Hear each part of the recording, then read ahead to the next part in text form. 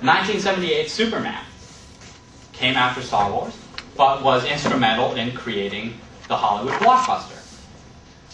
And ever since then, comics movies have sometimes taken years off, but overall turned out Hollywood blockbuster after Hollywood blockbuster.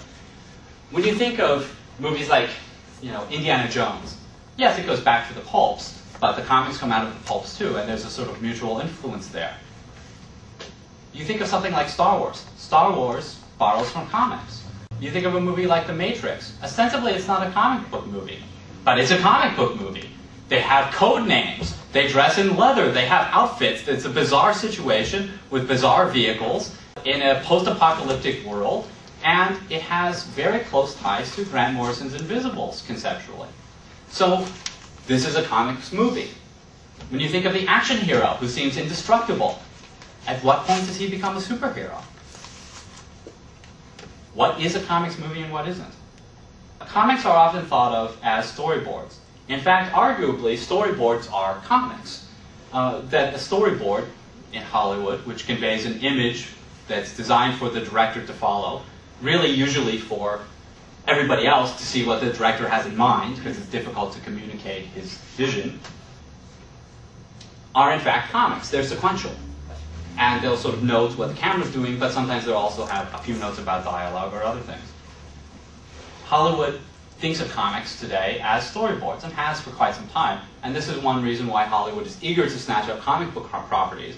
In fact, there was an article just a week or so ago in Variety that said all the major superheroes are being turned into movies already, so now they're reaching down and buying out all these independent comics. Well, we in comics saw this happening 5 years ago. I knew people who were making independent comics, and before they had been published, they had signed $1 million deal with Hollywood because Hollywood didn't want those rights to languish, wanted to grab them right away, because what if this comic becomes successful? And the comic came out and sold 1,000 copies or so, and nobody ever thought of it again. But comics are influential here as well. No longer just superhero comics make it to screen. You can think of Road to Perdition, History of Violence. Another example, both of them from Paradox Press, a now defunct line published by DC. And there are funny anecdotes to go along to this. Both of those movies didn't want to publicize the fact that they came from graphic novels.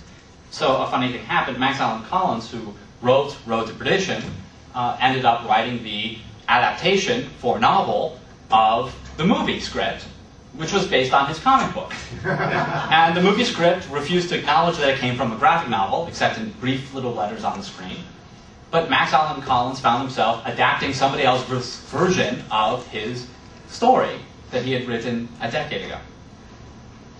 But increasingly, and you can think of Ghost World and Crumb, the movies are taking their inspiration from more and more independent comic books, not just the sort of mainstream superhero stuff.